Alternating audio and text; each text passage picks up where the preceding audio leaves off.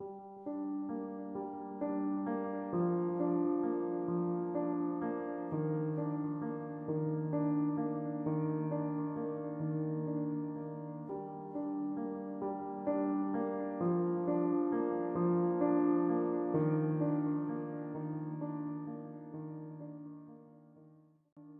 Tuhan, kita berjumpa lagi dalam Sate P3. Saat teduh bersama Bapak-Bapak beriman. Hari ini kita akan belajar mengenai diam dan ikut Tuhan dari seorang Ishak dikala terjadi kelaparan. Saya percaya Alkitab dan saya cinta Alkitab. Kita akan membaca Alkitab dari Kejadian pasal 26. Kita mulai dengan ayat 1. Maka timbullah kelaparan di negeri itu. Ini bukan kelaparan yang pertama yang telah terjadi dalam zaman Abraham. Sebab itu Ishak pergi ke Gerar kepada Abimelek, raja orang Filistin. Lalu Tuhan menampakkan diri kepadanya serta berfirman, jangan pergi ke Mesir. Diamlah di negeri yang akan kukatakan kepadamu. Tinggallah di negeri ini sebagai orang asing. Maka aku akan menyertai engkau dan memberkati engkau. Sebab kepadamulah dan kepada keturunanmu akan kuberikan seluruh negeri ini. Dan aku akan menepati sumpah yang telah kuikrarkan kepada Abraham ayahmu. Aku akan membuat banyak keturunanmu seperti bintang di langit. Aku akan memberikan kepada keturunanmu seluruh negeri ini.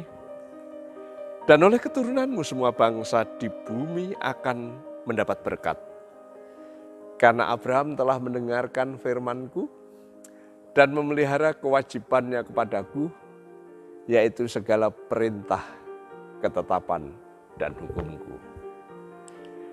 Kawan sehati dalam Tuhan, Kejadian 26 ini ada sebuah kisah pengulangan kesalahan yang pernah dilakukan oleh Abraham dan kini dilakukan oleh Ishak anaknya. Lalu apa tujuannya ini ditulis ulang? Apakah penulis mau menunjukkan prinsip buah jatuh tidak jauh dari pohonnya? Atau lebih menterengnya like father, like son. Kita harus yakin bahwa penulis Alkitab menceritakan kisah ini pasti memiliki maksud tertentu. Konteksnya Abraham sudah dikuburkan. Lalu bagaimana kisah janji berkat Allah kepada Abraham itu? Dalam pasal 26 di sini, penulis ingin menjelaskan bagaimana kisah janji berkat kepada Abraham itu dilanjutkan oleh anaknya Ishak. Pasal 26 ini menjelaskan bagaimana Ishak sebagai keturunan Abraham benar-benar menikmati berkat sebagaimana yang dijanjikan Tuhan kepada Abraham, ayahnya. Menarik, dalam ayat-ayat ini terdapat perbandingan. Terjadi kelaparan, pasal 26 ayat 1 di sini. Dahulu di pasal 12 ayat 10 ketika Abraham ke Kanaan juga sama kelaparan. Terus ada rencana hijrah ke Mesir. Dahulu Abraham juga pergi ke Mesir. Dan kini Ishak juga mau pergi ke Mesir. Kemudian tinggal di Gerar, pasal 26 ayat 6, banding dengan pasal 20 ayat 1. Ketakutan karena istrinya sehingga diakui sebagai saudara. Abraham pernah melakukan hal itu di dalam pasal 12 ayat 12, pasal 20 ayat 2, dan kini Ishak juga melakukan hal yang sama. Istrinya cantik, Sarah cantik, Ribka juga cantik. 26 ayat 7 banding dengan 12 ayat 11. Dan perhatian Abimelek tentang perzinahan juga sama. Dan yang menarik, teguran Abimelek terhadap Bapak Abraham dan Bapak Ishak juga sebanding. Tapi ada hal yang menarik. Saat terjadi kelaparan di tanah janji itu, Abraham hijrah ke Mesir dan Tuhan tidak menampakkan diri dan menyatakan diri kepada Abraham. Tetapi saat Ishak, Tuhan hadir dan mengingatkan Ishak, jangan pergi ke Mesir. Jangan lari ke Mesir, tetapi tetap tinggal diam di negeri yang Tuhan tentukan. Tuhan ingin menunjukkan kesetiaannya terhadap Abraham mengenai janji-janjinya. Demikian firman-Nya, tinggallah di negeri ini sebagai orang asing, maka aku akan menyertai engkau, memberkati engkau, sebab kepadamulah dan kepada keturunanmu akan kuberikan seluruh negeri, dan aku akan menepati sumpah yang telah kuikrarkan kepada Abraham ayahmu. Tuhan akan menyertai. Tuhan memberkati Ishak dan keturunannya. Akan memberikan seluruh negeri, akan memberikan keturunannya seperti bintang di langit. Melalui keturunannya semua bangsa akan mendapat berkat. Itu sebabnya Ishak diam, mengikuti apa yang Tuhan mau. Dia tidak pergi ke Mesir. Dia menanti pemenuhan janji. Semua menjadi berkat bagi dirinya dan keturunannya karena kesetiaan Abraham ayahnya. Karena kesetiaan ayahnya, maka sebagai anak dia mewarisi berkatnya. Ini sebuah kebenaran. Karena kebenaran Yesus, maka kita sebagai anak-anaknya memperoleh kebenaran dari Tuhan Yesus. Diam dan ikuti Tuhan. Dan saudara akan mengalami berkat dan penyertaan-Nya.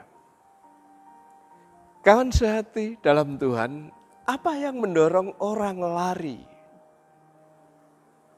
dan tinggal di Mesir? Kelaparan, tanah kering, dan tidak menghasilkan apa-apa. Tidak ada masa depan. Sementara di pihak lain Mesir menjanjikan lebih hijau, air sungai Nil yang mengalir terus melukiskan kesuburan. Glamor menjanjikan ketenaran dan kemewahan.